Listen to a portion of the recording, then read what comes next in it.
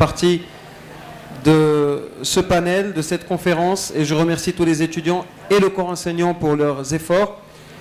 Nous sommes là pour parler de la valorisation du capital humain, vecteur de développement pour une entreprise rentable et citoyenne. Et nous avons des invités de marque. On aura avec nous si Bokar Idriss Jamaldin. On a aussi avec nous si Shahid Rachid et M. Jadoni Rachid qui ont accepté d'être avec nous. Alors rapidement, je vais vous présenter nos invités. Alors pour M. Jamaldin, il est fondateur du Centre marocain de la PNL et du développement humain. La PNL, c'est la programmation neurolinguistique. Je sais que vous le savez. Coach en développement commercial et formateur agréé en PNL, conférencier, chercheur et écrivain en développement personnel et professionnel. Il est titulaire d'un diplôme du cycle supérieur de l'ANCG, licence en communication et diplôme agréé en PNL. Pour M. Shahid Rachid, il est intervenant et conférencier chez universités et écoles supérieures. Il est actuellement directeur des ressources humaines chez CIPROF, Société Anonyme, gestion stratégique des ressources humaines. Il a occupé le poste de généraliste en gestion des ressources humaines chez Samir, ses formations, International Coaching Université, Crestcom. Pour Jadoni Rachid, il est actuellement directeur des ressources humaines de l'industrie cotonnière du Maroc, ICOMA. Il a occupé le poste de DRH de Valeo Maroc et le poste de chef de personnel des Bois d'Atlas, diplômé de l'Institut supérieur de la technologie, secteur commercial et gestion des entreprises. Son expérience est enrichie davantage par un cycle de formation en ressources humaines à l'ISCAE, Institut supérieur de commerce et de l'administration des entreprises, et sa participation au séminaire de l'AGEF, Association des gestionnaires et formateurs du personnel. Nous allons commencer par des interventions pour chacun de nos intervenants. Après, nous allons avoir un petit débat pour poser les questions qui nous perturbent, les questions qui ont besoin de réponses. Et après, nous allons ouvrir le débat pour que nos invités dans la salle puissent aussi poser leurs questions et donner leurs avis. Et nous allons commencer par si Jadoni Rachid.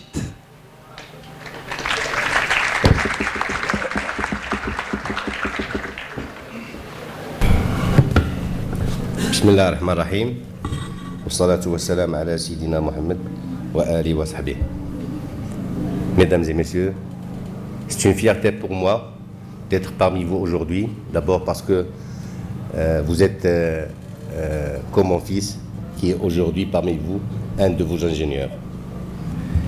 C'est avec beaucoup de plaisir que je réponds favorablement à l'invitation qui m'a été faite de m'exprimer à l'occasion de cette 13e édition du Forum de l'ENSAM. Cette journée riche en conférences, en entretiens et en rencontres informelles permet à tout d'entrevoir des opportunités d'embauche, de stage ou de collaboration future. Il me paraît donc très important d'encourager ce type d'initiative dans nos écoles, ce qui facilite la rencontre d'élèves ingénieurs avec les représentants du monde socio-économique afin d'échanger sur une meilleure connaissance des entreprises sur les besoins du monde industriel. Car la réussite d'une entreprise passe bien évidemment par une gouvernance importante, mais surtout par les personnes qui constituent les équipes de travail. N'hésitez pas à être source de propositions et des idées innovantes créatrices de valeur ajoutée. Le personnel forme le socle de l'entreprise. L'exigence croissante d'efficacité ne peut que renforcer son caractère essentiel dans l'organisation. Ainsi, aucun des outils ou des techniques de système de production de l'entreprise ne peut fonctionner sans l'implication quotidienne des hommes chargés de les appliquer sur les lignes de production, comme dans les services techniques et administratifs. Aucune technologie nouvelle, aucun nouveau service aux clients n'est envisageable sans l'engagement de chacun dans tous les secteurs de l'entreprise. Tout passe par les hommes. C'est une évidence. La qualité totale est le produit de leur action.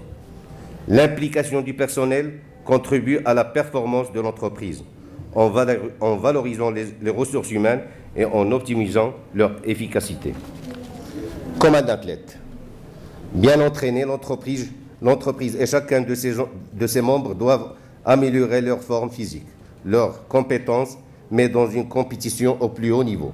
Cela ne suffit pas. La motivation constitue le plus qui permet de se mobiliser pour faire la différence entre celui qui gagne et celui qui perd. C'est pourquoi l'implication du personnel aurait pu aussi s'intituler toujours plus de compétences, toujours plus de motivation. Pour faire progresser l'efficacité de la société, il faut donc faire progresser de façon coordonnée les compétences au niveau de l'équipe et au niveau individuel. La motivation individuelle et la motivation collective par une organisation et des conditions de travail adaptées. Un style rationnel clair, confiant et efficace grâce à des outils et des méthodes de valorisation des idées et des informations. La reconnaissance des résultats individuels et collectifs par des niveaux et des systèmes de rémunération motivants. La reconnaissance des potentiels d'évaluation par la clarté des perspectives de carrière. La valorisation du capital humain est une technique qui conduit jusqu'au meilleur niveau. Promouvoir l'équipe, responsabiliser les individus, développer l'écoute et l'attention au quotidien, susciter des initiatives de progrès, raccourcir les circuits d'information et de communication, avoir une structure hiérarchique simple, s'entraider, former pour accroître la compétence et l'autonomie, développer l'ergonomie et assurer la sécurité. Proposer des améliorations, c'est bien, mais les réaliser, c'est encore mieux. Résoudre les problèmes, c'est le problème de tout et de chacun. De niveau hiérarchique en moins, des liaisons transversales en plus. Je passe enfin à la formation, qui est un investissement qui fait progresser les entreprises et chaque individu. La formation s'articule autour de 3 grands objectifs.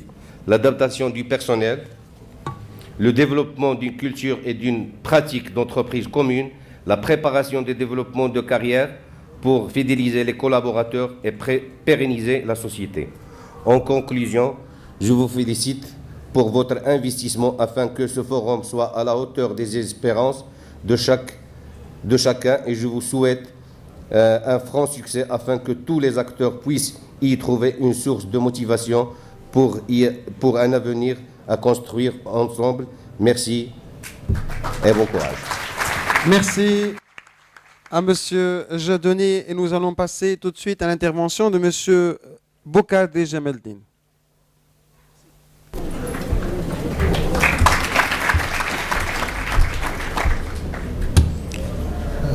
Salam alaikum. Bonjour tout le monde.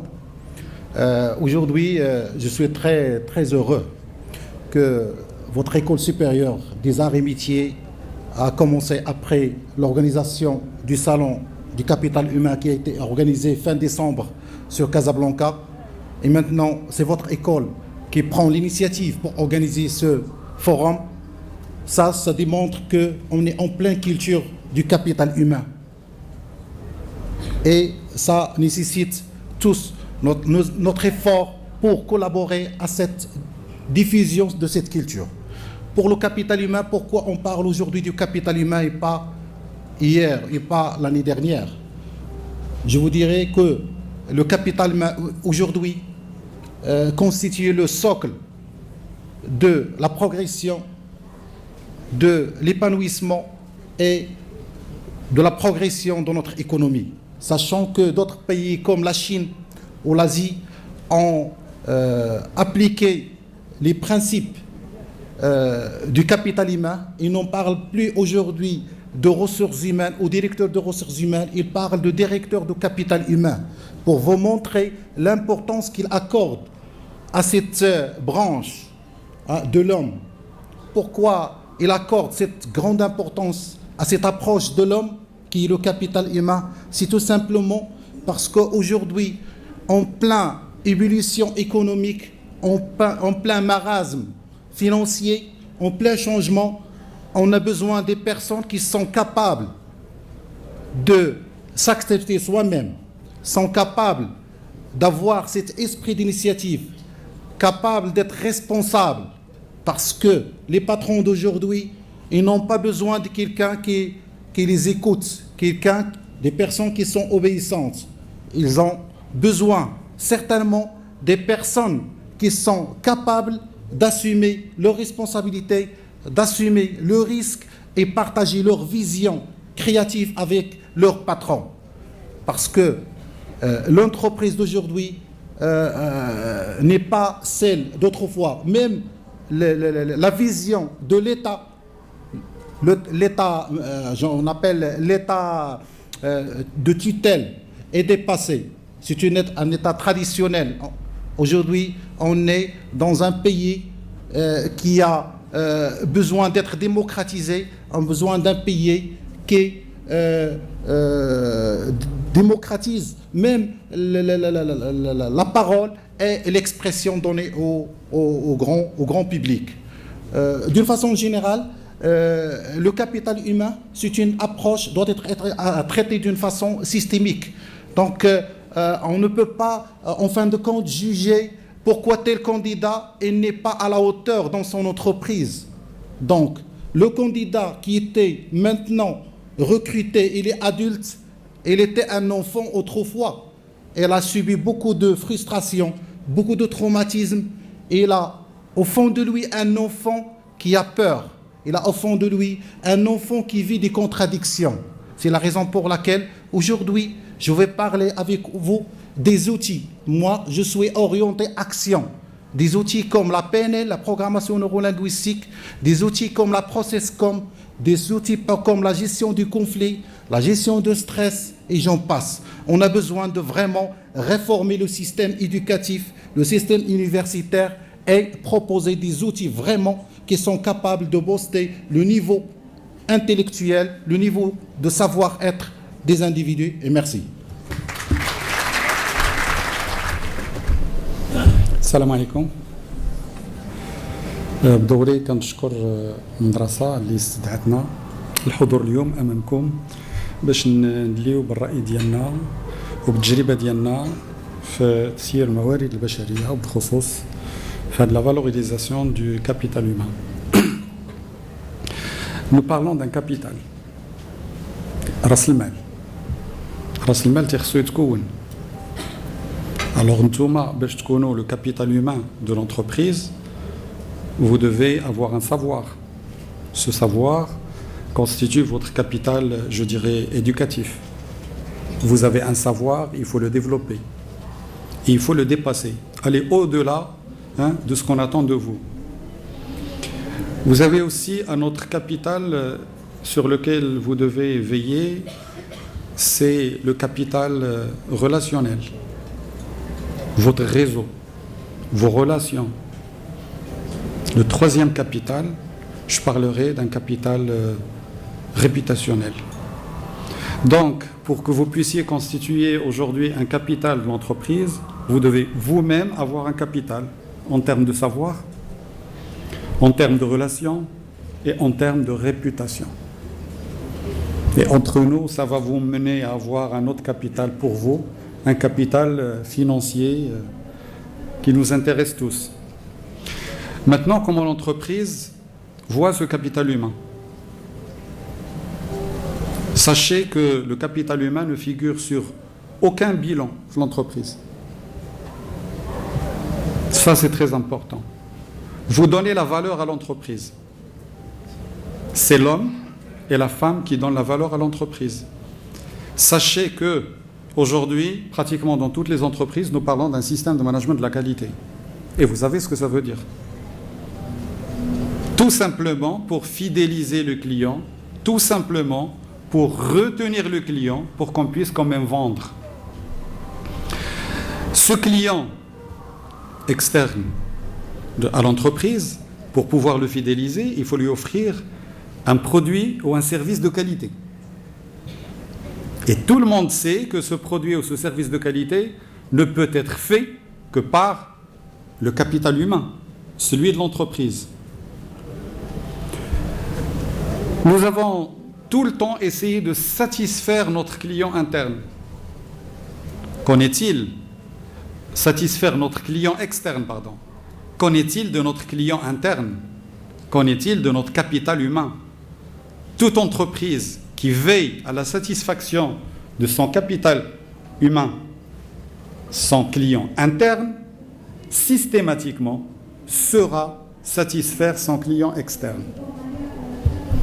L'entreprise aujourd'hui, elle passe par des difficultés économiques, financières, tout ce que vous voulez. Valoriser le capital humain, c'est aussi partager l'information. Je sais que dans certaines entreprises, l'information, elle reste au niveau du top management. Et le fait de ne pas impliquer son personnel, de ne pas partager l'information, de ne pas communiquer en interne, est une grave erreur. Parce que tout simplement, nous ne valorisons pas ce capital humain. Mes collègues intervenants, ils ont mis l'accent sur plusieurs thèmes, plusieurs volets. Moi, je dis que l'implication des personnes, des collaborateurs, toutes catégories confondues, par la communication, c'est une façon de valoriser. حنا ملي كتكون شي واحد كتعزو كيكون عندك عزيز بزاف كتقسم معاه المشاكل ديالك وتيحس بان vous lui accordez de l'importance. Alors un capital avec qui on ne communique pas, ça veut dire que c'est un capital, on dirait juste une force. Aujourd'hui, vous devez vous donner de la valeur. L'entreprise va vous donner de la valeur à une condition qui est l'échange, qui est la communication et en permanence. Merci pour votre attention. Merci à M. Shahid Rachid et nous allons tout de suite commencer notre débat. On parle bien sûr de la valorisation du capital humain et nous savons que dans le monde du travail, c'est un monde de performance, c'est un monde de formation continue, c'est un monde aussi d'ambition et de projet. On parle beaucoup d'évolution, on parle beaucoup de perspectives, on parle de projets, on parle d'augmentation. Et on n'essaie pas de comprendre la vraie relation qu'il y a avec les patrons, ni l'utilité et l'importance de changement de carrière, ni le sens de la persévérance ou la lucidité. On pense surtout au capital financier, on pense surtout aux félicitations quand on a accompli une mission. Et on n'est pas responsabilisé tout le temps parce qu'on devrait être obéissant et on ne délègue pas beaucoup. Ça veut dire qu'on ne prend pas notre part de risque et notre part de décision. Et ce sont des questions qu'on va essayer de traiter avec nos invités. Et ma première question serait à propos de cette valorisation. Alors, qui devrait se valoriser en premier? Est-ce que c'est l'employé qui devrait se donner de la valeur ou l'employeur qui devrait donner de la valeur à sa force, à son capital humain? Donc le débat est ouvert, vous avez les micros, vous pouvez répondre à votre guise et à votre aise. Si j'ai donné, vous commencez. Oui. Tout d'abord, moi je vois en premier lieu, c'est l'employeur qui doit valoriser ses hommes. Parce qu'en leur donnant de la valeur, on vous donne une qualité totale d'abord, et puis il contribue à la vie de la société. Et je cite par exemple chez nous, on n'attend pas que le patron lui-même va valoriser les gens.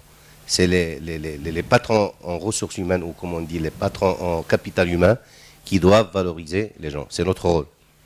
Parce que le patron, lui, il ne peut pas tout faire. Oui. Donc, alors là, c'est dans une sorte de configuration idéale, c'est que l'employeur devrait valoriser son capital humain ou ses employés. Après, dans un cas où on a ce sentiment, qui peut être faux des fois, de ne pas être assez valorisé, comment il faudrait procéder? Oui. Donc, je rappelle que Reich International a beaucoup travaillé sur la valorisation du capital humain. Il a inventé un outil qui s'appelle outil Voice, et il a un petit peu rationalisé ce qu'on appelle la valorisation du capital humain. Et il a parlé de 4 points. Donc, le premier point, il a parlé de le capital individuel, c'est-à-dire que l'individu doit avoir des qualités personnelles, et c'est le rôle des universités, le rôle de l'éducation, le rôle de la famille. Deuxième point, il a parlé du capital organisationnel. Il a incité qu'une entreprise qui se dit qu'il se valorise doit assurer une cohésion au sein de l'entreprise, une certaine fraternité, un esprit d'équipe au sein de l'entreprise. Et troisième point, c'est le concept de leadership. Et je rejoins la parole de notre collègue, c'est que le leader qui est le manager doit être une personne, je ne dirais pas idéale, mais il doit assurer un certain climat de confiance au sein de l'entreprise et entre ses équipes. La preuve, c'est que si on voit au niveau formel, on observe les managers que nous avons au Maroc, ce sont des managers un petit peu, je dirais, au niveau formel, manifestent certaines dominations apparentes au niveau de l'emplacement de leur bureau qui est au 17e étage, où ils ont leur propre ascenseur. Vous ne devez pas parler directement à votre manager. Vous devez suivre la hiérarchie. Ça, c'est dépassé.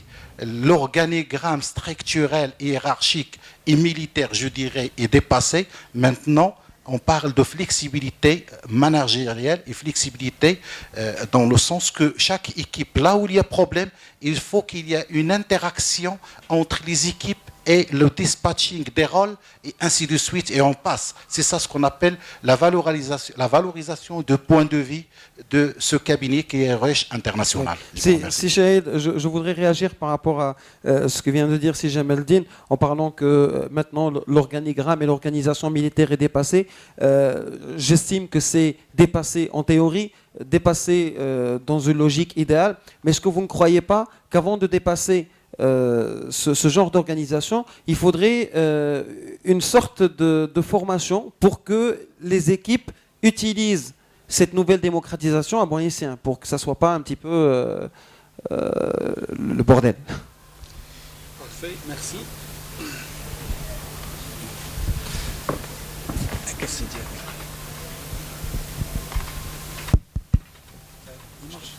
Il ne marche pas. Merci. Avant donc de revenir à votre question, je reviens sur la première question. Est-ce que c'est l'employé qui doit se valoriser d'abord, ou est-ce que c'est l'entreprise qui doit le valoriser? Écoutez, je pense que ça va dans un sens et on a un feedback. Parce que au moment où je me donne de la valeur, on doit se poser la question, elle est toute simple. Comment je vais me donner cette valeur? C'est à travers ma compétence. On estime les gens en fonction de leurs compétences. Ça, c'est la première chose qui est très importante. Maintenant, si vous êtes avec une direction qui n'arrive pas à reconnaître cette compétence, nous passons à la communication. Et sur quoi on va communiquer? Pas sur votre compétence. Nous allons communiquer sur vos résultats. Et justement, faire communiquer ce résultat à notre direction, c'est une façon de dire, bon, voilà de quoi je suis capable. C'est très important. Revenons à l'organigramme, revenons à... Aujourd'hui, l'organigramme, il est en fonction de la structure, plutôt de la taille de l'entreprise. Donc, c'est vrai que pour pouvoir atteindre une personne, il y a certaines hiérarchies qu'il faut respecter. Mais passons d'abord par le premier step, le premier palier. Il y a une hiérarchie de proximité qui a un rôle très important et elle doit assumer ce rôle. C'est de pouvoir rester à l'écoute de tous les collaborateurs. Je reviendrai sur la communication dans les deux sens, d'accord? Descendante et ascendante. Dans toute entreprise, dans tout établissement, dans tout organisme où il y a une bonne communication, croyez-moi, il n'y a pas de problème. Et on sait apprécier les gens à leur juste valeur. Maintenant, à nous de faire le premier pas, d'accord? Et d'entrer en communication. Il y a des gens qui sont parfois réticents. Il n'y a aucun mal. Allez-y, tendez la main. Le premier geste, c'est de pouvoir s'allier son PDG. Maintenant, je dirais, il est كانوا الناس كيحشموا ولا كيخافوا.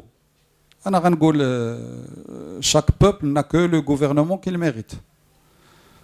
Mais allez-y, tendez le bras, communiquez, parlez. Je suis sûr et certain que ça va aboutir. Merci.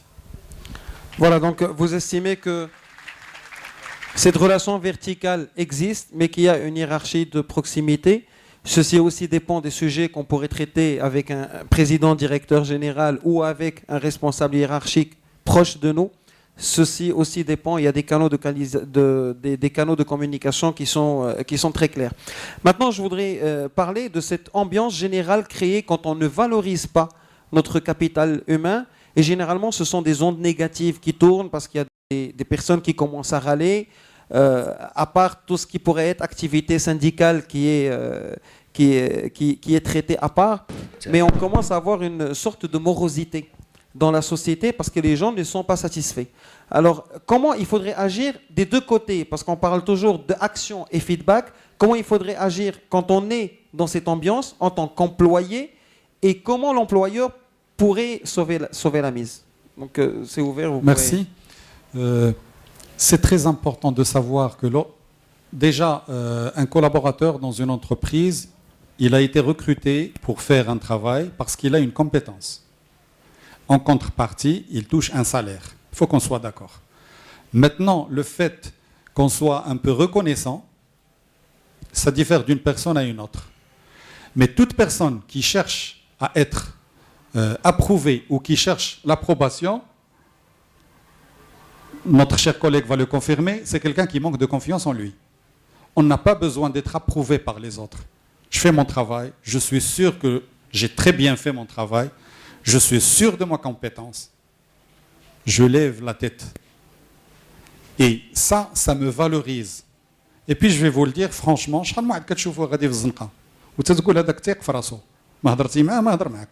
pourquoi? L'attitude, elle est très importante.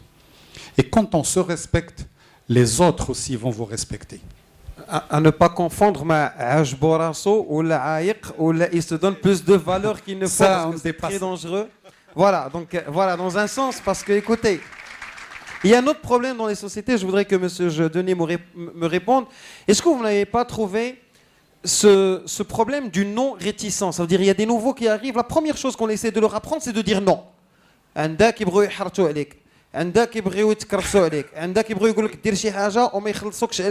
Donc on commence à entendre des noms qui ne sont pas justifiés. Ça arrive souvent le jour de l'intégration. Une société qui ne rassure pas un nouveau recrue son intégration, automatiquement, c'est un recrutement à l'échec. Donc l'intégration est très importante pour les jeunes ou bien pour les nouveaux arrivés. Si on ne rassure pas l'intégration, comme j'ai dit, c'est un échec déjà Moi, j'ai vécu 3 expériences dans ma vie. Ma première expérience, c'était à Meknès pendant 13 ans, au Bois d'Atlas. C'était une génération, je veux parler un peu de mon parcours pour savoir comment on est arrivé à sauver une société qui allait fermer. Donc, à Meknès, c'était une génération vieille et réticente. Donc, aujourd'hui, ils sont en train de fermer parce qu'il y avait les problèmes syndicats, parce qu'il y avait d'autres problèmes. Je suis passé à Casa pour passer 5 ans chez Valio. Donc Valio, c'est une grande expérience, c'est une grande école qui respecte bien les 5 axes de Valio. D'abord par l'intégration de fournisseurs, par la qualité totale, par le système de production, par l'innovation constante. Et puis après, je suis arrivé chez mon groupe où je suis aujourd'hui. Ça fait 13 ans que je travaille avec eux. Le premier jour que je suis venu, on allait fermer à cause de l'écoute, le manque de l'écoute des gens. Donc, le manque de l'écoute, c'est dévaloriser les gens, des gens. Donc, le premier axe sur lequel j'ai travaillé, c'est de m'approcher vers les gens, constituer une équipe qui va être interlocuteur avec toute l'usine. Et aujourd'hui, ma porte est ouverte toute la journée. On a ça fait maintenant 13 ans qu'on a 0 conflit social. Donc, alhamdoulilah, et on a rajeuni la société. Et je parle toujours de l'intégration, parce que quand on a commencé à restructurer la boîte, on a fait venir des ingénieurs textiliens, très jeunes, mais ils rassuraient leur intégration.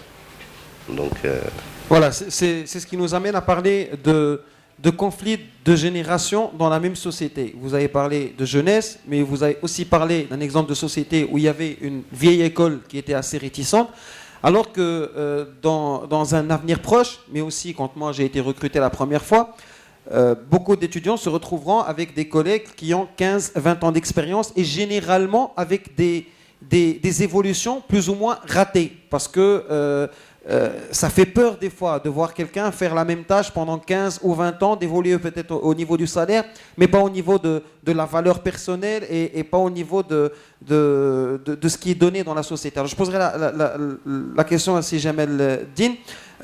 Parce que dès qu'on est dans une société et qu'il y a un groupe qui a réussi et un autre groupe qui n'a pas pu le faire, on est directement dans ces idées ديال هذوك باعوا الماتش هذوك لحسوا الكابا هذوك عرفوا شنو يديروا et c'est très très dangereux. Donc moi je voudrais savoir avec Si Jamel Din comment on pourrait quand même نعرفوا شكون اللي بايع الماتش ملي ما بايعينوش en parenthèse juste quand on est nouveau et qu'on n'arrive pas encore à dissimuler les choses. Donc il y a un point très important au niveau des entreprises et des organisations en général. Là où il y a un groupe, il y a ce qu'on appelle un conflit, la naissance d'un conflit ou la mort d'un conflit. Ça nécessite une gestion, ce qu'on appelle de conflit. Donc la gestion de conflit, lorsqu'on parle de gestion de conflit au sein des entreprises, il y a un jeu de pouvoir. Il y a certains qui veulent défendre leur territoire, défendre leur savoir peut-être. Il y a un ingénieur qui vient d'être recruté, alors il est performant, etc. Il y a un technicien qui est avec l'âge et l'expérience, il a pu accéder à un poste de responsabilité. Il a peur d'avoir son poste pris par l'ingénieur. Automatiquement, il y a un jeu de force et un jeu de conflit entre des éléments qui défendent leur intérêt. Donc le jeu de conflit, pour Robert Delt, je vous dis que Robert Delt, il a parlé des niveaux logiques, toute une pyramide qui là où il y a un problème ou un conflit, où nous pouvons mettre la main. Peut-être on peut mettre la main sur les valeurs, peut-être on peut être en plein conflit en termes de valeurs, mes valeurs ne sont pas les miens, et c'est le rôle de l'entreprise d'assurer une culture et des valeurs communes. Peut-être il y aura problème identitaire, peut-être que l'ensemble du personnel au sein de l'entreprise n'ont pas cette visibilité identitaire et ne savent pas qu'ils sont ou quel est le sort de leur entreprise. Ça, c'est un ensemble de problèmes au niveau gestion de conflits que le manager est censé savoir pour gérer ce qui se passe, parce que l'entreprise est considérée comme un corps. Si vous n'y arriviez pas à comprendre votre corps, ce qui se passe au sein de votre corps, obligatoirement, soit vous vivez en plein conflit et vous êtes en train de projeter ce que vous avez de conflit en termes d'agressivité, en termes de stress, en termes, soit vous essayez de l'intérioriser et dans les deux cas, vous êtes dans un problème qui est grave.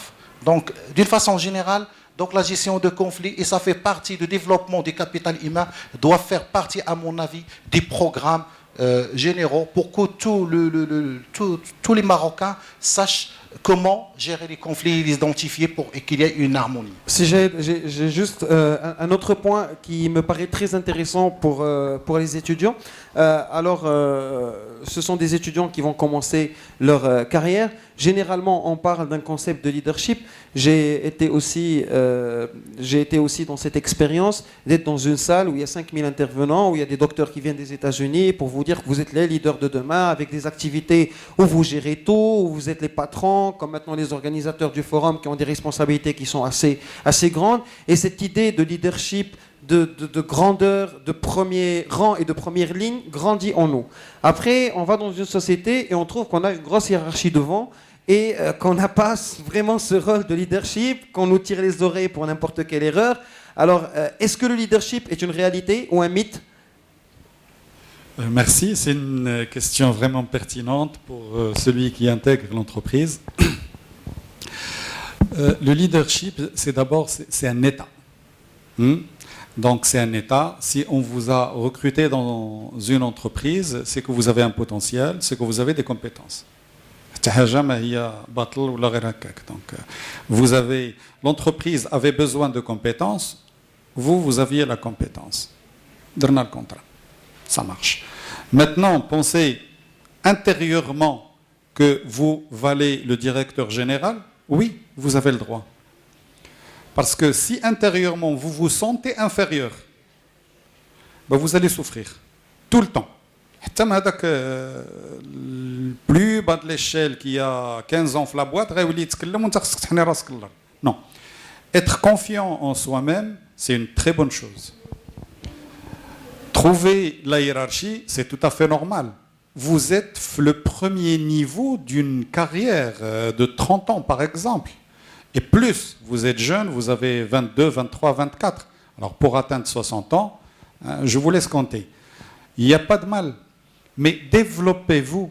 Vous devez vous développer. Comment? Soit par des formations. D'accord? Vous-même, payez vos formations vous-même. Vous êtes en train d'apprendre. Mais n'oubliez pas, vous avez un capital aussi de l'entreprise. Hein? Vous avez les seniors. C'est des gens qui ont passé 20 ans, 30 ans en entreprise. C'est des encyclopédies بجوج درجلين. Rapprochez-vous de ces gens-là. C'est normal, c'est, je dirais, l'ancienne école. Tirez profit de ces gens-là. C'est très important, vous êtes en train d'apprendre. Vous avez fait des études, c'est excellent. Vous êtes cadre supérieur, c'est merveilleux. Mais on apprend tous les jours. Quel que soit le niveau hiérarchique, on apprend tous les jours. Alors, être sûr de soi-même, c'est une chose. Apprendre, c'est une autre chose. Découvrir le monde, c'est parfait. Soyez tout simplement vous-même et je suis sûr que vous allez réussir. Voilà, donc ça nous rapproche de la réponse à la première question. On a dit, est-ce que c'est l'employé qui devrait se donner de la valeur ou l'employeur qui devrait lui en donner? Quand on est excellent, quand on a une très bonne formation, quand on arrive à être performant, mais tout en faisant profil bas, quand il le faut, mais des fois il faut faire profil bas pour écouter, des fois il faut faire profil bas quand on commet une erreur. On a la moitié de la réponse.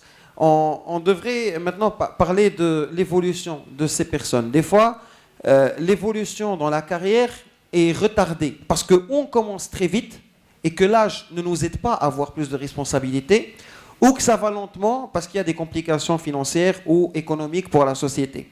Comment on pourrait être patient face à une promotion qui est en retard?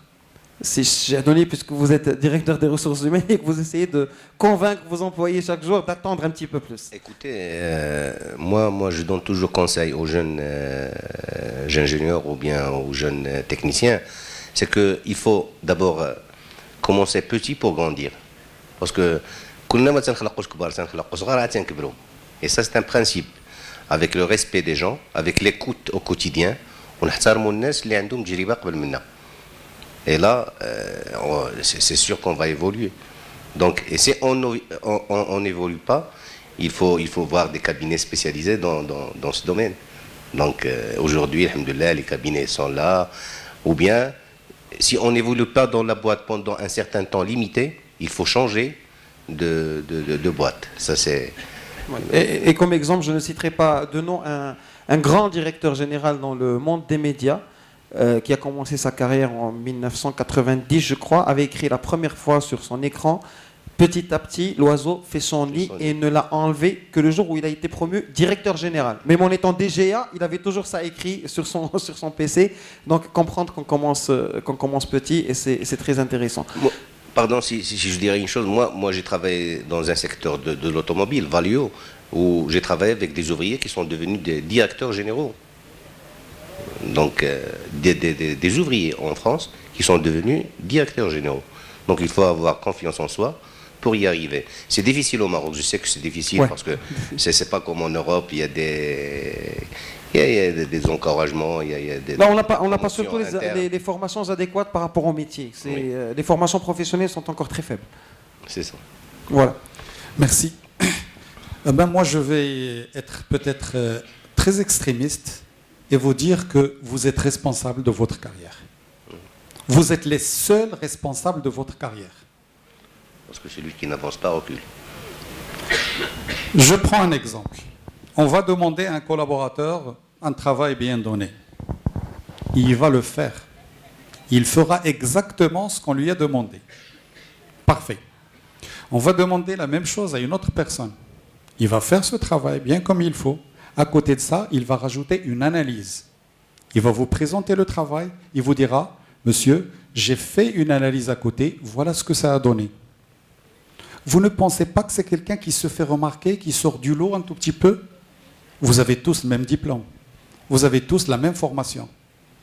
Mais c'est ce plus, c'est prendre l'initiative, savoir anticiper. On nous a demandé un travail, on anticipe. À quoi ça sert? Ça va dans quel sens? On peut aussi ramener des réponses à des questions qu'on n'a pas encore posées. C'est une façon de se faire distinguer. Et à la première occasion, à la première opportunité qu'il y a un poste de libre, un poste de responsabilité, un poste pour évoluer, je suis sûr et certain que votre hiérarchie, c'est vous qui l'allez choisir et pas quelqu'un d'autre. Donc voilà, en parlant de la hiérarchie maintenant et de relation avec la hiérarchie, juste un petit conseil, il n'y a pas de directeur général ou de patron de société modèle. Ce sont des états d'âme, ce sont des personnes qui sont différentes. Là, juste, je racontais une blague à des étudiants qui étaient là avec un patron qui avait reçu son CV. Il a balancé 50 dans la poubelle et il a dit, je ne pourrais pas prendre 50 personnes qui n'ont pas de chance. Ça, c'est vous pouvez dans votre vie croiser des directeurs généraux comme ça qui vont peut-être prendre soin de vous, mais qui ont leurs petits traits de caractère. Il faudrait peut-être toujours avoir l'intelligence de savoir traiter avec les gens. Autre chose, soyez sûr que vous faites une très bonne formation, mais s'il y a quelqu'un qui a besoin d'une seule personne et qu'il y a une classe de 50, il faudrait toujours se poser la question pourquoi une seule personne sera prise. Ça peut être un avantage lié à une culture générale plus développée, à des connaissances plus larges. Un directeur peut vous parler d'un film, il peut vous parler d'une sortie, il peut vous parler d'une passion, il peut vous parler de vos activités parascolaires, et c'est là où vous marquez la différence. Là, quand on est étudiant, maintenant, ce que je voudrais demander à C. Jamel Din, à part l'analyse, à part tout ce qui fait partie du travail, comment on pourrait marquer la différence dans son entreprise? Merci.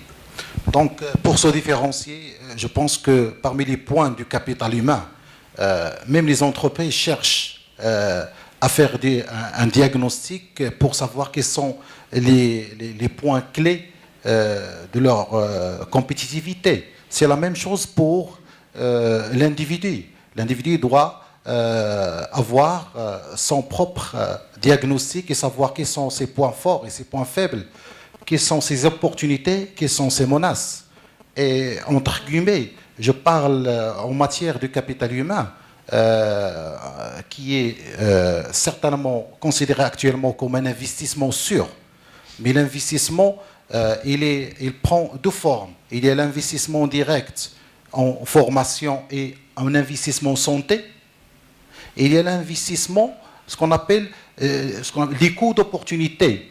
Quelqu'un qui ne s'arrête pas jusqu'au bac et qui termine jusqu'à l'université ou jusqu'il devient ingénieur, il a raté pas mal d'occasions. Ça veut dire qu'il a un coût d'opportunité. La question qui se pose, et on revient au positionnement par rapport aux candidats qui se présentent. Je vous assure que l'investissement en flattre la personne et non pas l'avoir. Le problème qui est là, c'est qu'on réfléchit beaucoup à l'avoir et on oublie l'être. Ça, c'est un point. Deuxième point, on pense beaucoup à l'avenir, on réfléchit beaucoup à ce qui s'est passé, on oublie l'instant T. Là, on est ancré. Et là où se trouve la force de l'individu, ce qu'on appelle, se trouve la conscience de soi de l'individu. Parce que l'individu, actuellement, il oublie de communiquer avec son corps, même de toucher son corps, de respirer, écouter sa respiration. Donc, un individu, et je le répète, pour qu'il marque sa différenciation auprès de recruteurs, il doit développer son charisme. Parce que le patron sent, il a l'intuition devant son candidat, où est le candidat qui peut peut-être prendre la relève après son départ. Parce que les patrons cherchent des personnes qui prennent la responsabilité et à qui ils peuvent déléguer beaucoup de choses et le patron reste tranquille, ils peuvent dormir la matinée tout entière, il n'y a pas de problème. Donc les patrons ont besoin des personnes qui peuvent construire avec eux l'avenir de l'entreprise, c'est ça. Et merci. Merci, c'est Jamel Din. Alors, on laissera 2 dernières interventions à ces Shahid et à M. Jadoni. Après, on va ouvrir les questions pour nos invités dans la salle. Alors, c'est Shahid et Jadoni, vous avez la parole. Et dès que vous terminez, on va écouter les questions de l'audience. Moi, il y a 2 mots que je viens d'entendre qui vont me faire rebondir. C'est l'opportunité, c'est Jamel Din, ou la chance, c'est Samit. Je vous dis tout simplement que la chance, c'est ce qu'on rencontre lorsqu'on a la préparation et on rencontre l'opportunité. Il a eu l'opportunité, il a eu la chance. Non. Alors, ce n'est pas parce qu'il a eu l'opportunité que c'est une chance. Il était déjà prêt lui-même. Donc, il faut se préparer d'abord. C'est comme si vous invitez ou là quelqu'un qui... On lui dit, demain, vous avez un avion pour aller quelque part pendant 1 semaine. Mais on touche le visa. L'opportunité est jette. Est-ce qu'il était prêt? Non. Donc, il faut être prêt à cette opportunité et c'est ça ce qui donne la chance. L'expression qui est adéquate, c'est « il a sauté sur l'occasion ». C'est ça. C'est quand on est prêt et qu'on voit l'opportunité parce que les opportunités doivent être détectées. Moi, je dirais enfin, c'est que d'abord, il faut savoir aimer les gens et aimer les gens. Et en plus, quand on intègre une société, il faut aimer la boîte pour réussir ensemble. C'est ça le problème aujourd'hui. Donc moi, je connais des patrons qui aiment leurs ouvriers ou bien leurs collaborateurs, les boîtes réussissent. Et je connais encore d'autres boîtes où il y a les patrons qui n'aiment pas leurs ouvriers, qui est un capital humain très important, les boîtes coulent. Automatiquement. Et il faut toujours, dans une entreprise, faire très attention aux ondes négatives. Ça, c'est une expérience personnelle. Il m'est arrivé d'enseigner la communication à une classe, dans une école, en 2009. En 2011, il y avait un étudiant que j'avais enseigné en train de râler à 2e pour dire que les choses n'étaient pas comme elles devaient être. Alors, il fallait le prendre en aparté pour lui expliquer qu'il fallait être un petit peu plus patient et tout. Donc, n'écoutez toujours pas les gens qui ne sont pas satisfaits. Oui. Parce qu'ils n'apportent aucune solution, ils essayent juste de vous impliquer dans ce qui est mal. Donc essayez d'avoir des solutions pour vous-même et très positif. Voilà. Et n'oubliez pas que le monde est très petit. Parce que moi, j'ai aujourd'hui rencontré des gens avec qui j'ai travaillé quand on était jeune, qui sont enseignants de mon fils. Et puis après, j'ai rencontré un de mes enseignants qui est enseignant de mon fils aujourd'hui.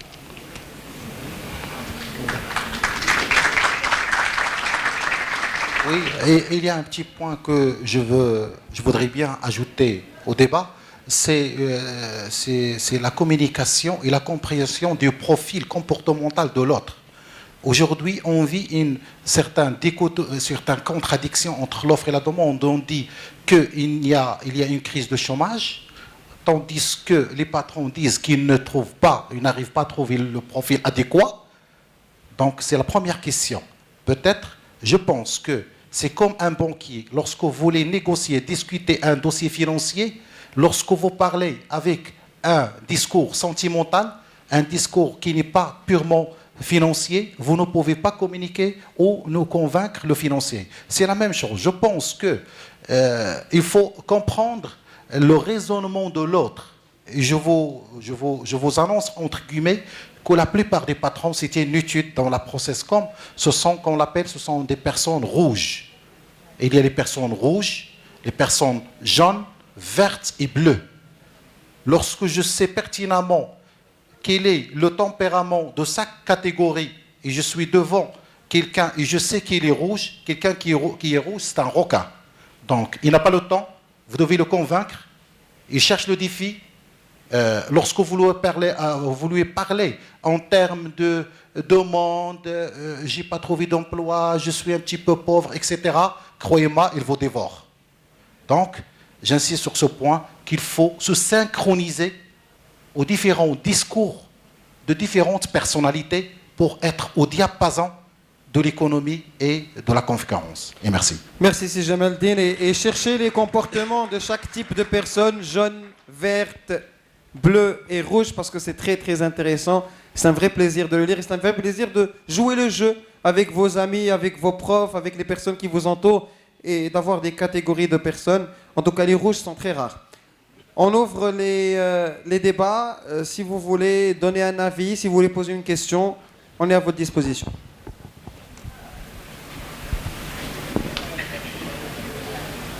Il faudrait juste lever la main avant.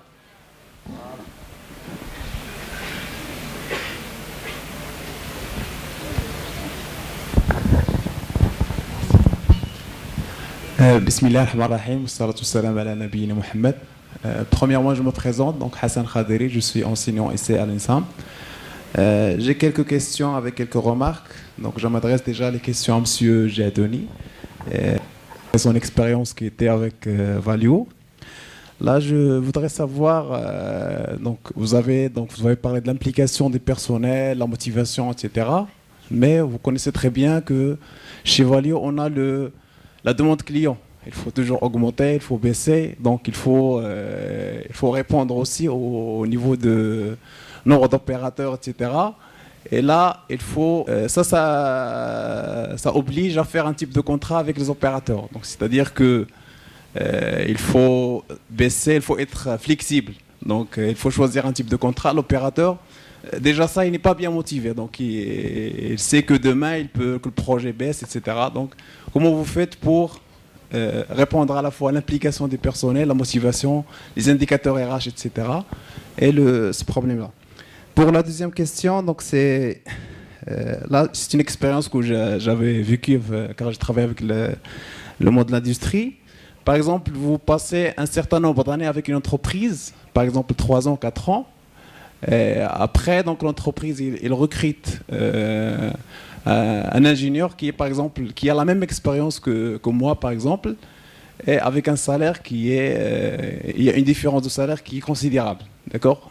Et quand on parle avec les RH, ils disent non, normalement on a une grille, etc. à respecter. Mais quand ils recrutent de nouveau, ils disent que non, c'est le marché. Donc pour avoir un ingénieur expérimenté, il faut payer ça dans le marché. Donc ça, comment vous faites ? Ça, c'est vraiment dans ma première expérience, il m'a vraiment démotivé. C'est pour cela que j'avais fait déjà le premier changement. Et c'est pour cela que j'appuie la remarque de monsieur. C'est-à-dire que il faut créer vous êtes le responsable de la carrière. Donc j'ai changé et effectivement j'ai fait l'augmentation de salaire. Comment vous faites pour analyser, pour avoir ça ? Donc ça démotive les gens, d'accord, au niveau de l'entreprise. Toujours dans le même volet, on trouve que, surtout les multinationales, on a les gens qui sont expatriés, d'accord ? Par exemple, ils sont le même niveau hiérarchique.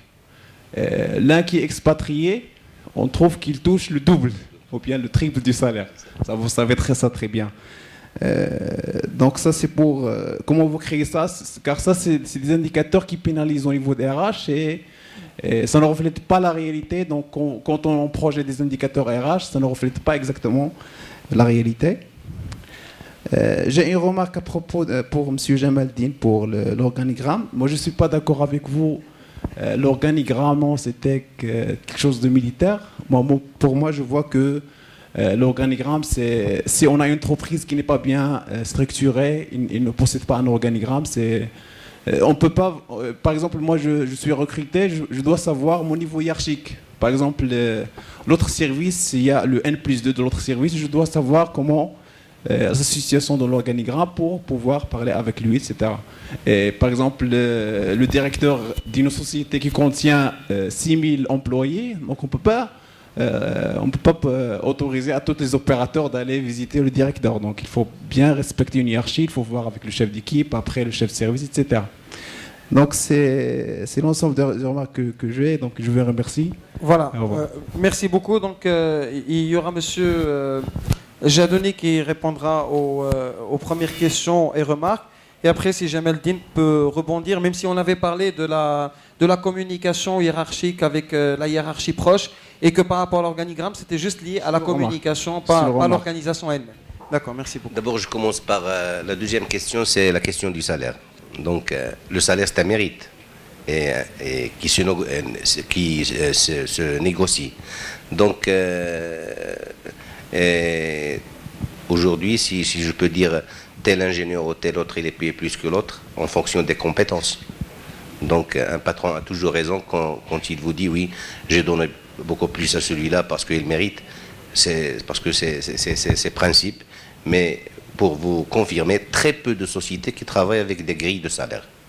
Très peu de sociétés. Sincèrement. Donc pour la question de la mobilité géographique pour les expatriés, c'est une politique des multinationales. Donc automatiquement un expatrié déjà qui est là, installé en France, une fois on l'envoie au Maroc pour une mission d'une année, une fois on l'envoie en Chine, automatiquement c'est un plus pour l'instabilité. C'est pas parce que la stabilité n'a pas de prix. Donc, pour la question de l'implication du personnel chez Valio, automatiquement c'est un axe qui est très important. Mais le fait de réduire l'effectif, on ne réduit pas les meilleurs. Quand on a une charge de production, on fait appel à des intérims. Donc, et moi, j'ai jamais vécu cette expérience pour faire, c'est-à-dire pour réduire le meilleur effectif. Donc, votre expérience, c'est 13 ans avant, donc. Oui, c'est 13 ans avant. Mais aujourd'hui, dans le câblage, il y a toujours ce problème de réduction d'effectifs. Avec la crise, donc il y avait une très grande baisse de l'effectif. Merci beaucoup. Est-ce qu'on aurait d'autres questions ou remarques, s'il vous plaît? Mademoiselle et d'accord, mademoiselle et puis bon, monsieur et puis mademoiselle là. Okay, à côté, d'accord, très bien. Bonjour, alors je me présente, je suis Ayoub Bouka, élève ingénieur à l'École nationale supérieure d'art et métiers.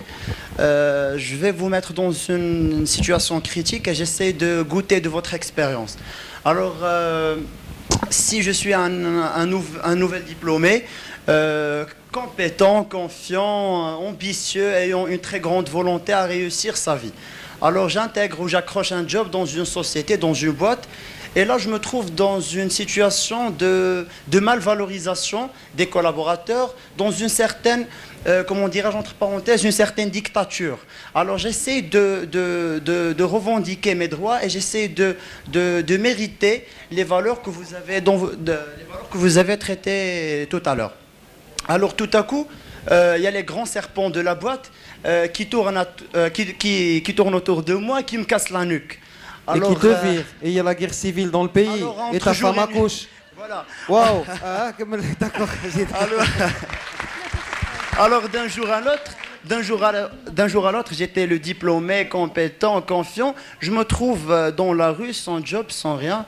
Alors, suite à votre expérience, comment vous allez, comment vous allez faire face à ce problème? Et merci. Donc voilà, pour l'anecdote, لا قال لك هو حل لي هذا المشكل. هو راه دخل وكان واعر ولقى لا ديكتاتور وضربوه وجروا عليه من الخدمه ومراته ولدات وولدوا الله يحفظ فيه الكونسير وخاصو يلقى الحل. Pour moi, désolé, vous le méritez bien parce que vous avez agi seul. Vous oubliez la règle de la communication. Vous êtes dans une boîte, la première chose à faire, c'est de comprendre l'environnement et de comprendre comment ça se passe et de communiquer avec les personnes qui travaillent avec vous, de voir avec le syndicat. Vous ne pouvez pas revendiquer tout seul quelque chose. Ils vont vous traiter de naqabik et que vous voulez renverser la table sur les PDG. Alors comment vous allez faire face à ce problème? Parce que j'ai eu la chance de faire un stage à Kenitra et j'ai trouvé ce problème. Il y a des ouvriers qui ont passé 18 mois, jour et nuit, devant la société sans trouver de problème, sans trouver de solution. En tout cas, moi j'abandonne. On va voir avec les profs maintenant ce qu'ils vont faire. C'est un film d'horreur. Je pense que intégrer une entreprise, ça demande des compétences. Parmi ces compétences, c'est le pouvoir de la flexibilité. Ça, c'est la première des choses. Donc, être flexible, c'est être capable de faire sa place, être capable d'absorber les chocs, être capable de créer certaines fluidités entre vous et la hiérarchie et les personnes qui vous entourent. Ça, c'est la première des choses. Deuxième des choses, c'est avoir un pouvoir dans une entreprise, ça demande cette capacité d'affirmation de soi et la notion de temps. Parce que si on n'a pas cette notion de temps au jour au lendemain, je rentre et je voulais être un directeur de mon directeur, c'est impossible. Donc, tu dois laisser le temps au temps, parce que c'est une philosophie asiatique. Si l'Asie est actuellement leader au monde, c'est parce qu'ils ont cette philosophie de l'eau et cette philosophie du temps, la continuité, ce qui fait que les choses s'améliorent et que les choses s'avancent. Merci à vous. Moi, j'ajoute en plus de ça, c'est un problème d'intégration. L'intégration est très importante. Si on ne réussit pas l'intégration, ça y est, on est cuit. C'est pour cela qu'il faut rentrer tout doucement et sûrement. Mais si tu es le patron, il dit voilà tes objectifs, tu vas faire, tu vas attaquer. Automatiquement, donc il fallait tout doucement se faire aimer et aimer les gens, s'approcher des gens. Donc, et voilà. Et pour appuyer, ce n'est jamais fatal de se faire virer, ni de changer de boulot, ni de changer d'entreprise, ni d'avoir une mauvaise expérience, parce qu'aux États-Unis, quand les gens parlent de leur carrière, ils commencent généralement par leurs échecs, après leur réussite. Donc, vous parlez, quelles que soient les conditions, ça restera un échec, mais que vous allez pouvoir dépasser très vite plus tard. Une autre question, on avait là, oui, là une question, et de l'autre côté. D'accord, après c'est mademoiselle. Ouais, comme ça. Je me présente, c'est Ikram Smahi de la première année de l'École nationale supérieure d'art et métiers. J'ai deux questions. La première, comme vous le savez, la communication, c'est pas un hasard. Donc savoir communiquer, c'est un art, c'est quelque chose qui s'apprend. Et donc, au sein d'une entreprise, on ne pourrait pas dire que on va toujours trouver des gens qui ne savent pas communiquer. On ne pourrait pas changer le monde autour de nous. Donc, est-ce que vous ne croyez pas qu'au sein de chaque entreprise, on a besoin d'une personne qui va inculquer la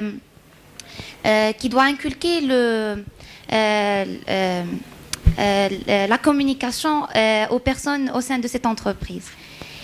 Sinon, est-ce que vous pouvez nous suggérer d'autres solutions pour résoudre le problème de la communication au sein des entreprises? Et ma deuxième question, je voudrais savoir comment peut-on évaluer l'évolution d'une personne au sein d'une entreprise. Et je voudrais savoir comment peut-on savoir si l'on est dans le chemin de la réussite ou de l'échec dans une entreprise toujours. C'est tout, merci. Merci à vous. Parfait. La communication, il y en a deux en fait. Il y a la communication interpersonnelle dont vous êtes responsable. Vous devez donner l'exemple aux autres si vous n'en trouvez pas. Et puis il y a la communication interne et qui ressort donc des compétences de la direction ressources humaines. Mais ce qui vous intéresse beaucoup plus, c'est la communication interpersonnelle. Je pense que vous êtes en première année, vous avez encore quelques années pour bien développer votre communication. Et toute personne qui maîtrise la communication vis-à-vis à l'autre, au partenaire, d'accord, il sait quand même cadrer le discours, cadrer la communication et être performant. Donc moi je compte beaucoup plus sur vous, pas sur quelqu'un en entreprise. Vous faites partie de l'entreprise, donc ça va être vous qui allez organiser tout ça. Et nous tous, on compte sur vous. D'accord ? Excellent. Je passerai à votre deuxième question, comment vous pouvez savoir si vous faites fausse route ou si vous êtes sur le bon chemin. Excellent. D'abord, vous avez fait une formation, vous êtes spécialisé. Si aujourd'hui, on vous affecte dans un service dont les tâches ne font pas partie de votre spécialité, vous l'acceptez ou pas? C'est une question pour vous, oui ou non? Vous acceptez, pourquoi? Pour être polyvalent. C'est bien. Maintenant, je poserai une autre question. Ce que vous faites ne vous plaît pas. Vous continuez ou vous arrêtez? Je continue. On ne pourrait pas faire toujours ce qu'on aime, mais on devrait aimer ce qu'on aime. Malheureusement, non. Il faut faire ce qu'on aime. C'est ça l'erreur. On l'accepte une fois et on y passe 25 ans. C'est ça la fausse route. Est-ce que je pourrais intervenir? Bien sûr, vous êtes là pour ça. Je respecte vraiment votre opinion, mais je crois des fois dans la vie on ne pourrait pas faire tout ce qu'on aime et qu'on devrait apprendre à aimer ce qu'on fait. Mais ce que j'aimerais pas que vous compreniez mal ce que je dis, mais tout ce que je veux transmettre comme idée, c'est que aimer ce qu'on fait, c'est pas accepter quelque chose, accepter l'impossible, c'est-à-dire juste que apprendre, ça vaut la peine d'apprendre des fois et d'aimer les choses. Parfait. Donc, pratiquement, on est sur la même longueur d'onde. Moi, je vous dirais que soyez proactif, d'accord, pas réactif. Et quelqu'un qui est proactif, c'est quelqu'un qui a choisi. Et quand on choisit, on agit. On est convaincu, quel que soit le résultat. Et puis, même si ce résultat n'est pas satisfaisant, c'est juste un feedback, c'est juste un retour de toutes les actions qui ont été entreprises. Aujourd'hui, vous avez une expérience d'1 an ou 2. Croyez-moi, ce n'est pas fatal. Si ça ne vous plaît pas, demandez à changer de service, demandez à changer de fonction ou changer complètement d'entreprise. Vous êtes libre. C'est ça, prendre, je dirais, sa vie en main. Allez-y et prenez de bonnes décisions. Hein, qui n'ont pas souvent, parce qu'on n'a pas été, je dirais même, éduqués à prendre des décisions un peu décisives dans notre vie. C'est toujours quelqu'un qui nous dit ce qu'il faut faire. C'est toujours quelqu'un qui nous dicte. Et tout à l'heure, on a parlé, entourez-vous des meilleurs. C'est très important. Si vous vous entourez de personnes très négatives, vous allez devenir très négatif. Entourez-vous de personnes qui vont vous pousser vers l'avant, de personnes qui vont vous accompagner. Et je dirais, entourez-vous des ampoules. D'accord ? Alors les ampoules, c'est les personnes qui éclairent votre chemin et qui vous accompagnent le long de votre vie. Voilà, je voudrais juste donner un exemple. Pour faire une remarque, premièrement, vous faites une école prestigieuse. Vous aurez une formation prestigieuse. Alors les approches mesquines, il ne faudrait pas les avoir. Dans le sens où on va faire ce qu'on n'aime pas parce qu'on n'a pas le choix ailleurs. C'est exactement comme le mariage. C'est comme quand vous épousez quelqu'un que vous aimez ou que la famille vous impose d'épouser quelqu'un et vous dire l'amour vient après le mariage. Et le fait de se séparer d'un poste, c'est exactement comme le divorce. Vous ne pouvez pas être avec un homme qui vous trompe à droite et à gauche, qui va vous battre, qui va vous faire beaucoup de mal et vous dire là, vaut mieux être marié et casé et bien que d'être divorcé. Des fois, il faudrait prendre la décision. Donc, essayez aussi, ça se passe dans la religion aussi, le qiyas. دائما ملي تحيري في شي حاجه ديري عليها القياس. شوف هذه بالخدمه وكون كانت في حاجه اخرى كي غندير نخدم بها. Pour pouvoir toujours prendre une bonne décision et ne pas avoir peur. راه حتى شي واحد ما كيموت بالجوع، حتى شي واحد ما خرج من الخدمه وما عاودش لقى خدمه، سي لا بور كي نو رونج. حنا كاملين مخلوعين. كتقول نخرج من هنا ما يعاود يخدمني حتى شي واحد. هادو قابلين لي على هبالي، هادو قابلين لي على حماقي، ما تبدل صاحبك غير بمكرف. سي با بوسيبل. Il faudrait avoir le courage de prendre des décisions et ne pas faire attention au jugement des gens. لان الناس غيتبعوك. شنو ما درتي؟ كيما درتي مزيان واسط قاتليه، درتي خايب وما كيعرفش. Donc pensez logiquement aux choses. Voilà, il y avait mademoiselle de ce côté.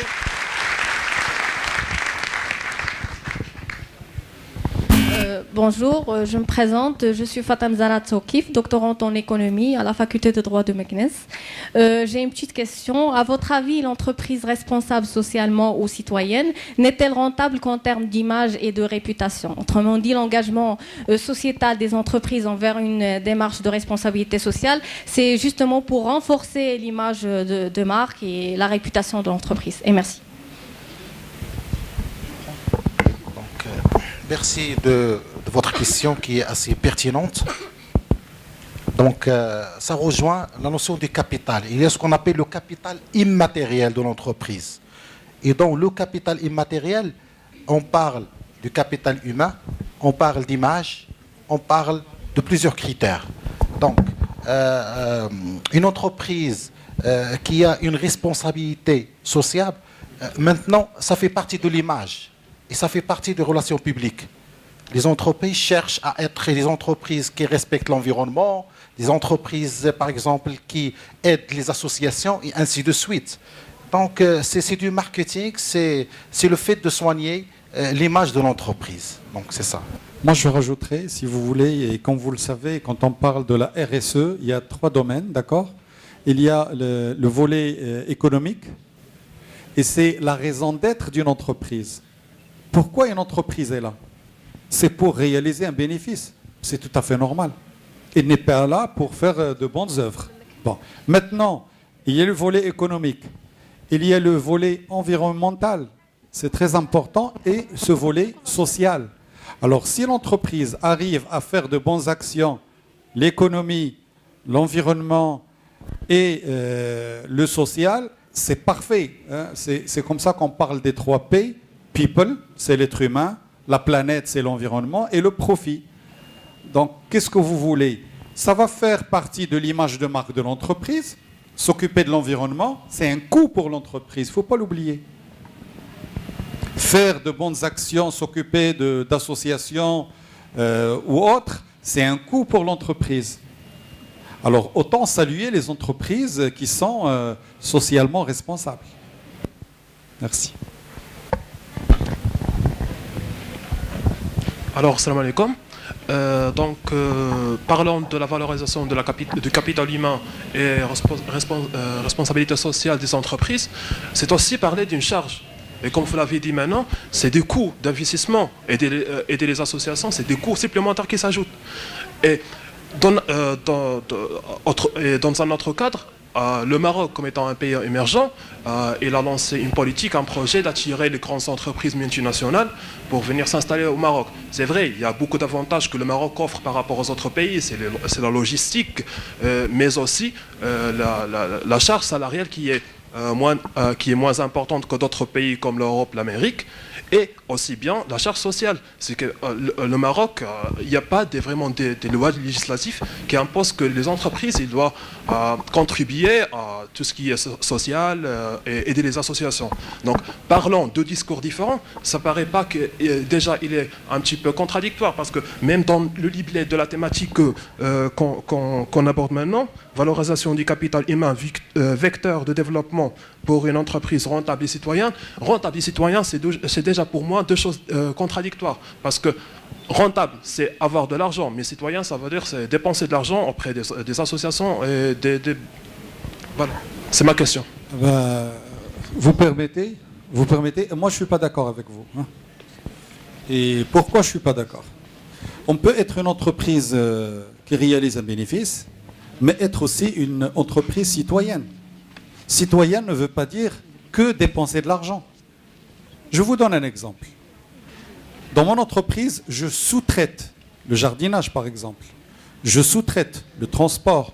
Je sous-traite la sécurité. Être une entreprise citoyenne aujourd'hui, c'est demander à cette entreprise avec laquelle je fais du business à me donner la liste de son personnel et de vérifier moi-même si tout le monde est déclaré auprès de la CNSS. Si tout le monde est assuré. Voilà ma contribution en tant que citoyen et en tant qu'entreprise citoyenne.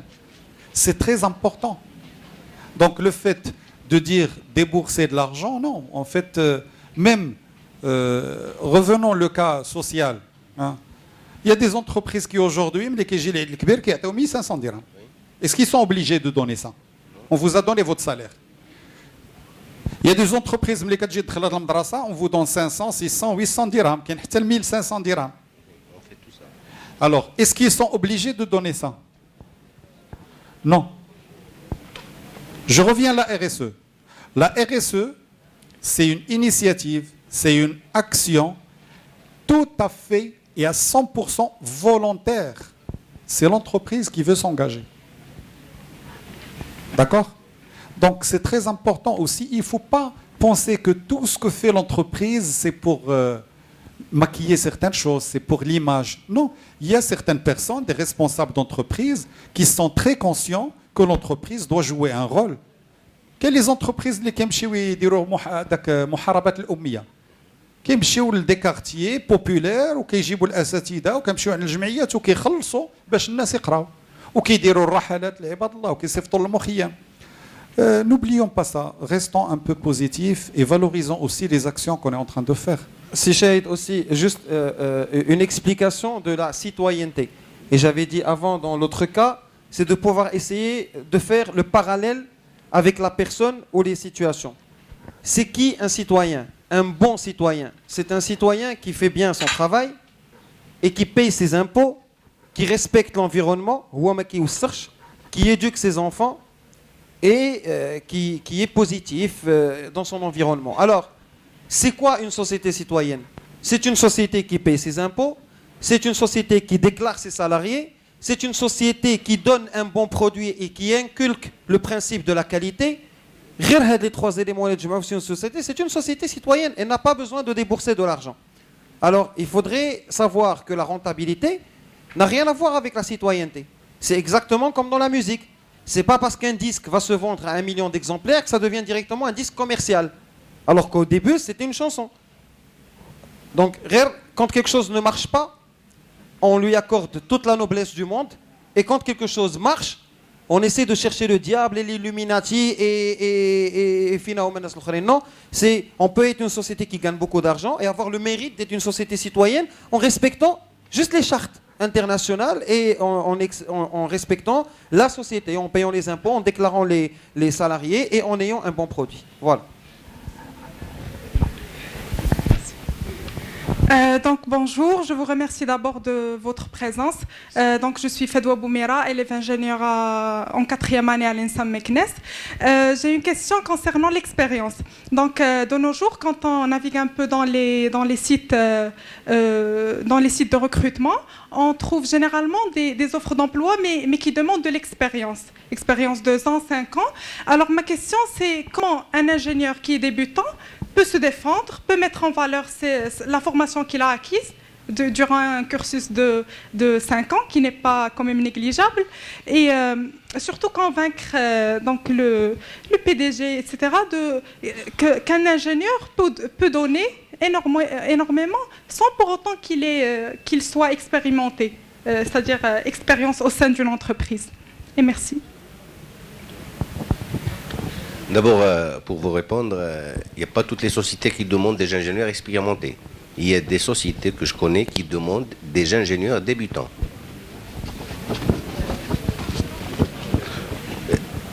Moi, j'en connais beaucoup qui demandent des ingénieurs jeunes, sans expérience. Donc, maintenant, je pourrais quand même vous aider à un peu répondre à ça. Tout dépend du besoin, parce qu'il y a certains postes qui nécessitent une technicité comme celle que vous avez, mais qui nécessitent aussi de l'expérience.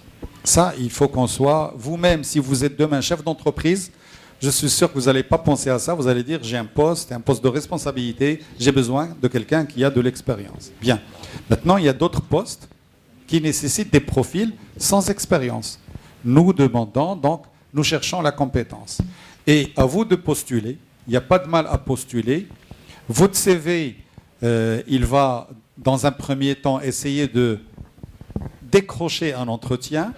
Après, c'est à vous de convaincre votre recruteur comme quoi vous avez fait des études et que vous êtes ouverte à apprendre rapidement, que vous êtes ouverte à vous adapter à l'entreprise, à vous adapter à ce milieu industriel, si c'est une industrie, et vous allez démontrer de vos qualités, de vos compétences à pouvoir avancer et accompagner donc ce rythme de l'entreprise. Il n'y a vraiment pas de mal. et même les stages. N'oubliez pas, les stages, ils sont très importants. Parce que même pour le parcours de votre CV, vous avez 5 ans de formation. Pendant ces 5 ans, il faut faire 5 stages. Ne pas dire... Parce que, concrètement parlant, moi je connais des jeunes ingénieurs qui viennent passer leur stage, mais la majorité, ils se baladent dans les usines. Il faut donner de l'importance au stage. Et le stage, c'est une expérience professionnelle. Vous dites pas... Le stage est une expérience... Sur votre CV, vous faites figurer le stage parmi les expériences professionnelles. Et justement, lors de l'entretien, parlez de cette expérience professionnelle, ce que vous avez appris, ce que vous avez fait, le milieu, etc., les projets. Donc, ne me dites pas que je n'ai pas d'expérience, sauf si vous laissez jusqu'à la dernière année, vous faites les 3 mois de stage. Oui, c'est pas évident. Et restez optimiste. Voilà, est-ce qu'on a d'autres questions? Mademoiselle. Merci. Je me présente, je suis El Mehdi Hajdar, élève ingénieur en 4e année à l'École nationale supérieure d'art et métiers. Alors, je veux savoir comment gérer le conflit entre les anciens et les nouveaux. Surtout qu'il y a des nouveaux diplômés, des nouveaux recrutés qui essaient de prouver leur potentiel sans tirer profit des expériences des anciens. Et il y a aussi des anciens qui ont des mentalités un petit peu serrées et qui refusent de partager leurs expériences avec les nouveaux qui les considèrent comme des débutants. J'ai une autre question aussi. Selon vous, votre témoignage et votre expérience, bien sûr, au sein du secteur du travail, selon vous, quels sont les critères de distinction? Comment peut-on se faire remarquer au sein d'une entreprise? Et merci.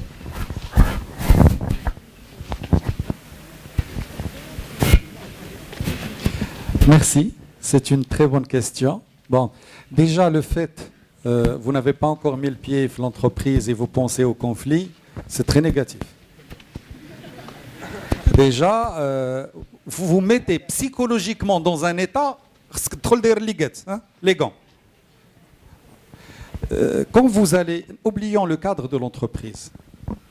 On est en famille, entre amis, مشيتي لشي شي محل بحال هذا تبارك الله. ما كتعرف حتى واحد. كي كدير تقرب من الناس. Vous faites l'effort de vous intégrer, de vous présenter, vous montrer aimable. Alors, est-ce que vous voyez quelqu'un qui arrive vers vous, qui vous sourit? Non. D'accord. Donc, تربية.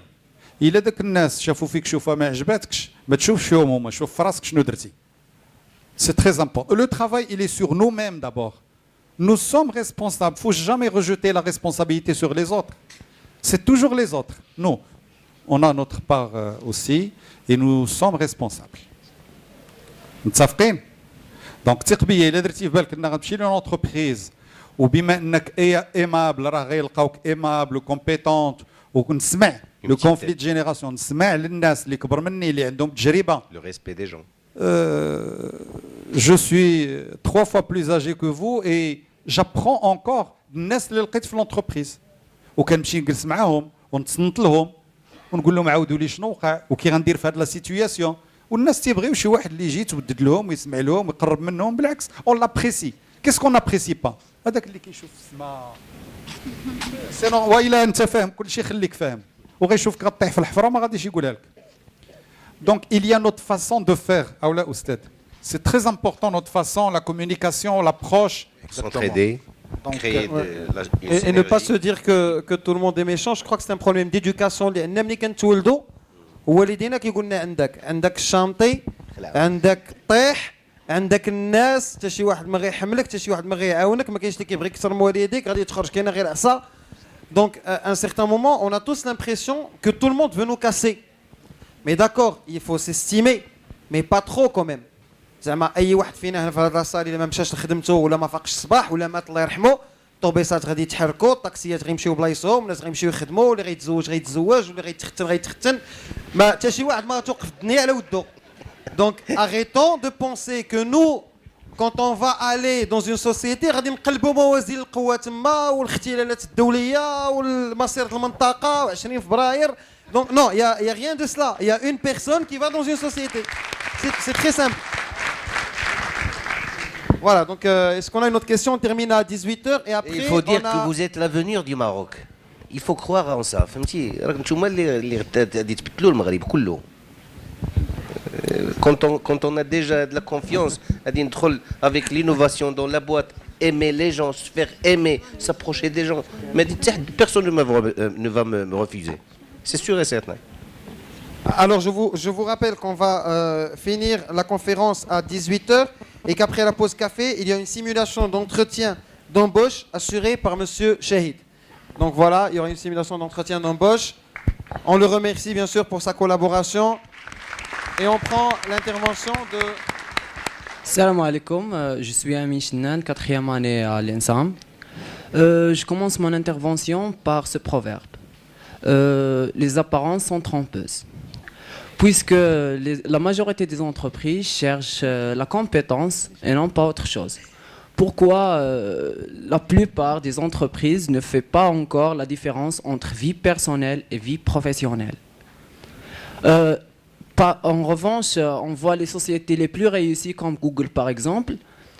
Tous les opérateurs sont libres, ils peuvent passer la journée là au Google en s'amusant et faisant ce qu'ils veulent. Par contre, ici au Maroc, lorsque j'ai effectué un stage, tous les ouvriers et même les gens de gestion des ressources humaines me voient en tant qu'incompétente, une personne nonchalante, irresponsable. Je voulais savoir la cause pourquoi. Donc, je vais te répondre. Donc, au sein d'entreprise, l'entreprise c'est une organisation. Elle a sa propre culture, son propre organigramme, elle a des codes. Donc, pour le fait de travailler dans une entreprise d'une façon, en travaillant et en jouant, etc., je pense qu'au Maroc, on n'est pas encore arrivé à ce stade-là. Donc, ça demande un niveau de maturité. Il y a certaines entreprises aux États-Unis, en particulier aux États-Unis, qui ont cette culture de lier l'effort au plaisir. Au Maroc, nous n'avons pas malheureusement cette culture. Pourquoi? Parce qu'on n'est pas encore atteint ce niveau de maturité. Si on ouvre, vous êtes un DG demain ou demain d'une entreprise que vous créez et grandissez, vous ne pouvez pas accepter de laisser tout le monde faire ce qu'ils veulent faire. Sinon, il y aura le désordre total. C'est tout. Si je vous propose de vous recruter à partir d'aujourd'hui, je vous donnerai 15 000 dirhams et vous restez chez vous. Voilà pourquoi on essaie d'appliquer un peu de la rigueur. Parce que مازال ما عندناش داك لو نيفو دو كونسيونس باش نديروا الخدمه. راه كاين الناس في كندا كيخدموا في دارو. كاين الثلج ما كيمشيش للبيرو ديالو. بيسي مي الواجب ديالو كيقوم به. وانا تلقى الناس ناعسين. وما نقولكش شنو تنشوف.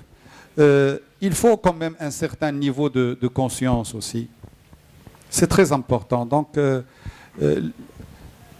كاين قانون الشركة، كاين قانون الشغل، كاين واحد العدد ديال الأمور اللي خصنا نحافظوا عليها. عندنا الواجبات ديالنا، الالتزامات ديالنا اللي خصها تكون. إلا ما كانش البوليسي في الرومبوان حتى واحد بيوقف في الضوء الأحمر. بيرسون. الوغ دونك نكونوا شويه تيغ تيغ ونعرفوا العقليه ديالنا ونعرفوا الثقافه ديالنا ونطمعوا ان شاء الله الرحمن الرحيم. فو غاردي ليسبوار دو دير ان جور فياندرا ما تلقاش البوانتوز في الباب. ادارات كلهم عندهم بوانتوز. لا جيستيون دو بريزونس، فوقاش دخلتي وفوقاش خرجتي. واليوم المشغل شتي يقول لك عطيني بعد هذاك 8 ديال السوايع كوتيديانمون عاد نذكر معاك على لو روندومون ديالك. Si vous laissez un peu les choses هكا tolérer un peu de souplesse, اللي خرج مع 12 ما يجيك حتى ل3. دونك الوغ دابا دوزتي السطاج ديالك وكانوا كيشوفوا فيك ديك الشوفه. ا كيلوغ فو رونتري الماتان انت؟ لا مزيان بونكتويال. ملي كتدخل كتهز كتيب ديالك وتمشي تلصق في شي واحد تسولو تخدم ولا قلتي لي قلتي لنا كتبقى كدور كيشوفوا فيك كدور. باسكو الا كنتي كتسارى في الشركه راه سي نورمال واحد ضرب تماره والاخر كيتسارى. انا غير ستاجير راه ملي كيدخل راه بحال اللي خدام. راه خصو يجي في الوقت وخصو يسول ويلصق الناس ويتشاور ويمشي عند هذا وإلا لقى مشغول يمشي عند الاخر. راه هو اللي كيخدم اكثر من الناس كاملين لان سي في ان لابس دو طون تري كور خصو يخرج بواحد لو ريزولتا امبورطون وياخذ دو ليكسبيريونس. سي رشيد سي سكيلا دي تو تالور. لو ستاج c'est vraiment quelque chose qui va vous valoriser lors de votre entretien d'embauche et pour votre premier emploi. Merci. Pardon, j'ai un petit mot. J'ai beaucoup apprécié votre question, mais je suis désolé, vous tombez très mal. Premièrement, parce que moi, en tant que personne, si vous me parlez de ça, la première chose que je vous dirai, est-ce que vous avez déjà été aux locaux de Google? Vous allez me dire non. De deux, j'ai mon beau-frère qui est le mari à ma soeur qui travaille à Google. Donc, ils sont là-bas. Est-ce que vous savez que c'est la seule société au monde qui a des PC connectés à l'autocar? اللي عندهم ساعة ديال الطريق كيبداو خدمة كيتلوغاو اللوغين ملي كطلع مع الطوبيس. لبس جين لبس رابور انت افرومان انت كوينسي جونز اللي بغيتي ولكن الخدمة كتبدا في الكار عندهم ملي كيطلعوا. Ils ont des objectifs qui sont très serrés. Et c'est des moyennes de boulot de 12-13 heures. خلينا من الخدمه في اداره مغربيه 8 ديال السوايع، عندك 6 ديال الفيسبوك وواحده ديال تويتر وواحده ديال الخدمه لان كتسني الدوسيات كتخرج فيها هكا. Moi je parle très très sérieusement de cela. À deuxième, on a le droit de nous habiller comme on veut. كنمشيو لابسين اللي بغينا كيما بغينا. واحد النهار الديريكتور جينيرال طلع له الدم وهبط النانوت.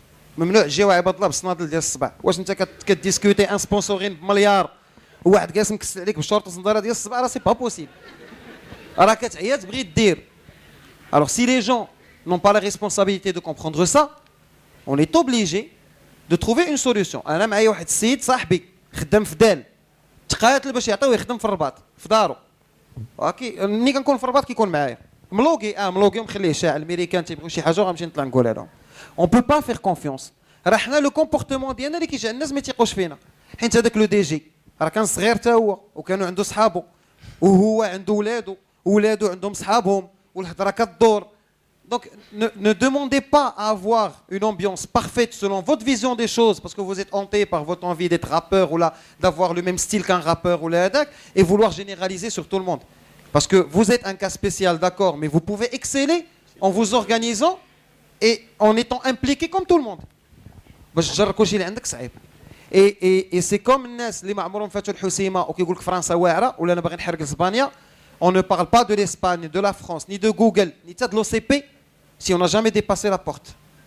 ندخلوا ونشوفوا شنو كاين وديك الساعه نفهموا راش حاطين لهم الوي وراش حاطين لهم البينغ بونغ لان الناس كيخدموا 12 13 ساعه وكاين اللي عنده الدوش في البيرو وكاين اللي كيبات. دونك سي دي جون كي بوس بوكو بوكو بوكو بوكو وحرام ما نجبدوهم بان اكزومبل غير على ودهم كيديروا اللي بغاو كيعصروا كيما بغاو هذاك كنضروهم بحال هكاك. فوالا دونك Et un petit conseil, c'est que je parle toujours, ils insistent sur les stages. Donnez beaucoup d'importance aux stages. Alors, au moins, la porte, l'avenir, les ingénieurs. Accordez beaucoup d'importance aux stages. Projet de stage, respect pendant les vacances. Donc, si vous ne donnez pas d'importance aux stages, alors, on va faire un faux départ. Et un bon départ, on réussit. Merci beaucoup à nos intervenants. C'est Bokar Idriss Jamaldine, à monsieur Shahid Rachid et à monsieur Jadouni Rachid. Et puis les étudiants et le comité du forum veulent présenter des souvenirs. Présente, toute personne ici présente et aussi les intervenants. J'en avais les larmes aux yeux tellement cette salle était remplie parce que ça n'a jamais été aussi plein dans les éditions précédentes. Donc merci à vous, merci aux intervenants et on va vous présenter un petit souvenir de notre école.